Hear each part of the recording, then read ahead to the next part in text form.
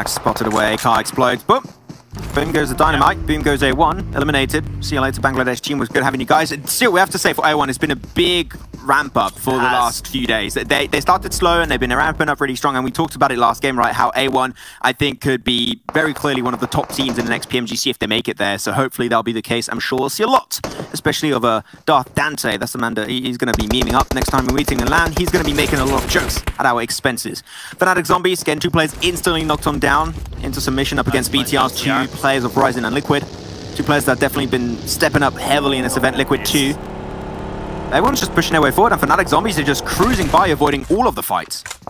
Yeah, like, yeah, we're out of here, boys. We're just going to push deep into the center circle. I also got to say, that push by Zeus, I don't know how they didn't get punished for, but by God, it worked out. They're in the open, they're in the field, they're by a hay bale with a couple of vehicles either side. They've just got to pray that the next circle stays in their favor. Yala, I love the separation, and normally I'm kind of critical of their 2-2 split, but I think in this kind of situation, they're setting themselves up really nicely for the next circle, which in this kind of circle is kind of important, but when this next phase pops up, they really will have to join up as a full squad. That's going to be the name of the game for them. Get back as a full squad. You might just have a chance to make things work out in your favor. Fnatic Zombie's going to lose another player. That's going to be Salam. Hamco Fire still up and hoping to just snake his way forward. But DRS, a lot of information. Same for Reject. We'll see if they can make the most out of it, depending on where the circle goes. It should normally center up into the fields. It could go to the compound down south for Geek Fan, but really the odds are definitely not looking in the favor of those positions actually being taken into account in the next circle. And it actually, there you go. Really big shift up northwest. A few buildings taken into account for, especially DRS/Blacklist International, but yeah, a lot of teams got to push in now. The Pal side being a little bit downtrodden, but this final game, they have a chance to put themselves in a good finish and end on a high note. Blacklists are avoiding them and they send a couple of players into the circle, but leaving one player behind. Alas, I don't know where he's going, but he's made it in, getting close to the last Fnatic Zombies players, and Ryzen getting the revive onto Liquid to try and keep them up as a duo in the edge of the circle. That's important. It'll be very important for them to keep that in mind.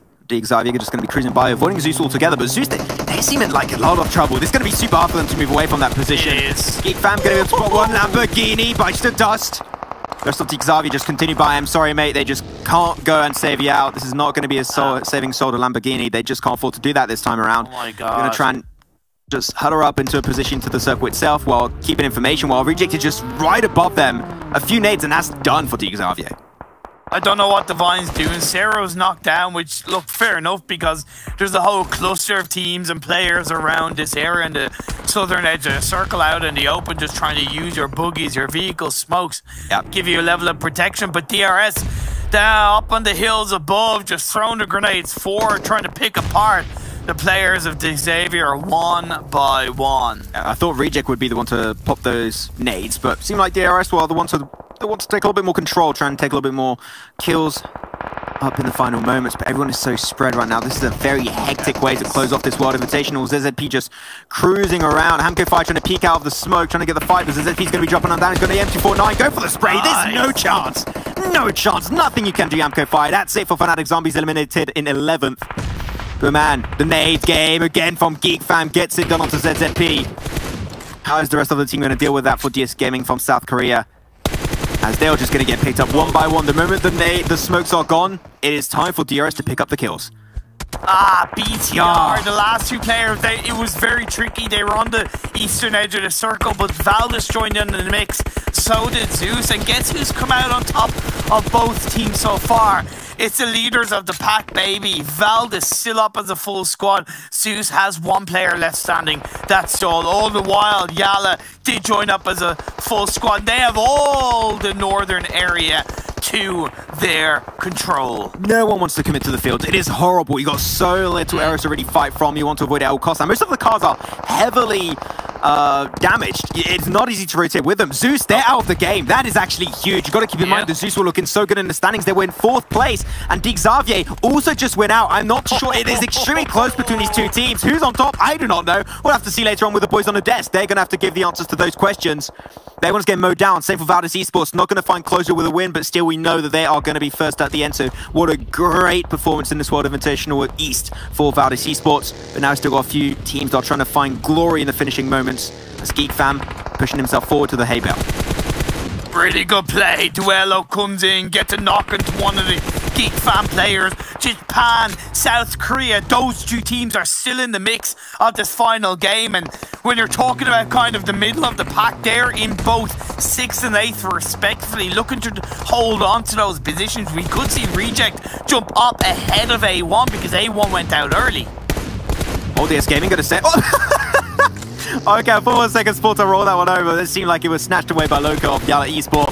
Sanes will also get confirmed away, but this time by Bandar. So they're really good. I think it was 8 kills or so for Yala. So trying to find good closure. Yeah. This is a team that has been looking so strong as of recently without a win. Sportage getting absolutely battered, and that's it for the South Korean team. Eliminated in 5th. Now only 4 teams remain. You got DRS, Yala Esports, Reject still in the game. Okay, what's happening currently? Aeon's getting pushed upon by Ida.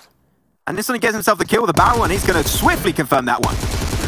Style points indeed, but unfortunately the living points don't work. Bandar is going to rock up Eon towards the edge of the blue zone. Eons is able to use that boogie that was Ida played in to his advantage, but in the end Bandar comes out on top. You know what? Not gonna lie, that's still a pretty good way to close off your adventure. Started off with a win, ended up with a good game, but yeah, indeed, as you say, Imperium, only 2 teams. Yala Esports still in the game, and the team from the power of DRS. Can they finally get himself a dub? That will be great to see coming out from this team. I think they've been trying their best to get themselves some wins throughout this event. There's been a little bit of a hard time for DRS.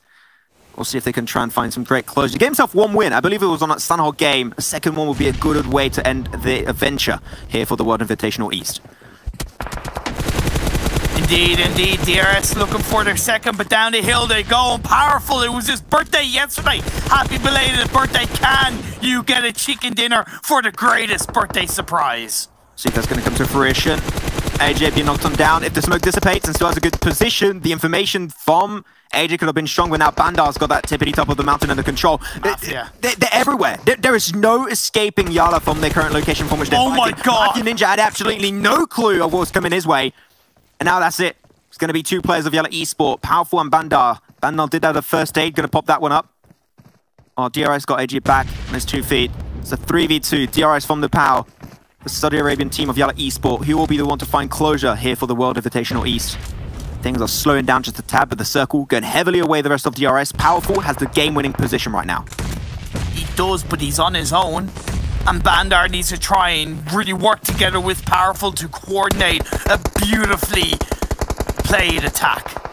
I wonder if Matthew Ninja's still giving information on where Powerful stands. If they get rid of Powerful, that's great. Oh, they get it. That's huge. That's immense. Bandar trying to move away from that position. It's 3 pillars of DRS just throwing everything they have on top of Bandar. He gets to the crate just in a nick of time. But DRS, are we going to close it off with a Nepali win? That'll be huge. As Bandar gets the first day once again, up to 75% health, trying to go for the sprint to the open. Oh, gets them solo onto Galton. But now they're trying to wrap around Nemo's. Just solo has to switch weapon too. He's getting pushed upon, and there's not much he can really make happen as we close it off with a DRS win on game 20 for the World Invitational East. But at the end, Imperium, it doesn't matter because we know who the champion really is. It is going to be none other than Valdez Esports from the side of Thailand. What a great showcase from this team. Valdez has been absolutely on point from start to finish, and they truly deserve the trophy. This might just be the next world champion at the very end. Man, Valdez Esports they may have dropped the murder, but they certainly added that to the battlefield. Controlled, dominated, damaged, brutalized, you name it, whatever word you want to use. It was their tournament to win. Right from the offset, 105 points in day 1. It speaks for itself. And then day 2, day 3, even today in the final day, they were always up there. Consistency personified. They didn't let up, and they fully deserve to be crowned your PMWI East champions. Okay, that's going to be it. We're going to send it back to the boys on the desk to break it down to see exactly how the top teams position himself at the very end. Boys, take it away. Well, that was well-deserved out of the team from Thailand, taking home the $250,000 for the charity of their choice. And honestly, I think it couldn't have gone to any other team but them. Blank and Bleh, this team has played so consistent the entire time. They have shown to be such a dominating and unstoppable force when it comes to PUBG Mobile. And I have high hopes for them now going on to the events later on this year. Looking at day one, I mean, I guess many people could be forgiven for thinking that Valve is, all right, they're just having one of those days where nothing seems to go wrong. There's no way they're going to be able to sustain this level of performance. And they weren't able to maintain the level of performance. However, even their normal level, their average level is just so very good, Jason. I mean, look, they played 20 games. 11 of them were top 3 finishes. 15 of them out of 20 were top 6 finishes. I mean, Blank, we talk about consistency, but this is something else altogether. It really is, and I mean, look, coming from the Germanic origins of the name Valdus, powerful. And why haven't they been powerful this entire tournament? Every single game has been ridiculous. And although, yes, powerful maybe sums them up in some ways, but also survivors. And Blair, I think you've been saying this throughout the entire tournament, that these guys survived to the very end of whatever map they're on. Sandhawk has been the most wild ride for me ever, watching a team like Valdus actually get pretty much top 3 positions every single Sandhawk map. It's kind of unheard of, and it's something that I don't think I'll ever see in a tournament again, that kind of consistency on such a volatile map. Absolutely. I mean, we talk about Sandhawk, and I like calling it the great equalizer, where it can sometimes be so random, right? Like, you have some really good teams who fall off early on, but like Blank said, the fact they're able to get such consistent high placings on even a map like Sandhawk, I mean, I think we're running out of adjectives to describe how bloody good this team is. I mean, we did get to see a couple of great teams at the very end make a solid push. We're going to take a look at our overalls to see where all the other teams did place. So you did hear Xavier and Zeus looking like they solidified their position as number 3 and number 4. But we'll take a quick little look just to make sure no one else has shifted around when it comes to the top 5, because I believe BTR should be in there at 5th place. And we can see how BTR have made a massive climb in the last day, moving up 4 rankings from 9th to 5th, able to get themselves up to 5th. And I think more importantly, showing us out there that they still are a team to be reckoned with. And I'm just curious to see for a lot of these teams how they progress throughout the rest of the year.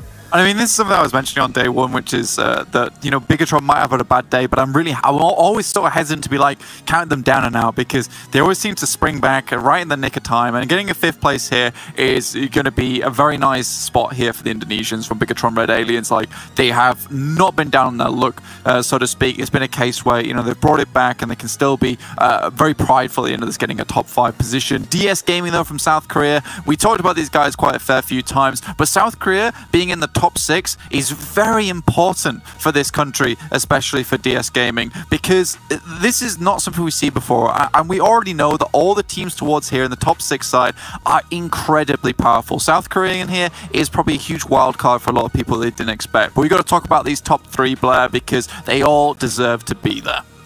I'm kind of happy that our picks of, like, you picked Na'Vi the beginning of the day, right? And I picked Zeus Esports, where, like, yeah, these are the 2 teams we're going to be keeping an eye out for. And both of them had a bit of a slow start, but they're able to get a 2nd and 4th position. Yeah, we had faith at the end of the day. And yeah, like, Class shine through the end of the day. But Valdus, they were far and away the best team. The Xavier, like you pointed out, this Vietnamese team, they really impressed me. They fell a bit short of where we expected them to reach on the final day, but still a great showing. And as I've already said, Bigatron, at the end, they do manage to go out with a roar. But a bit of a shout out to Yalla Gaming and DRS Gaming. You know, it's easy to get overshadowed when you have teams like Valdus and Na'Vi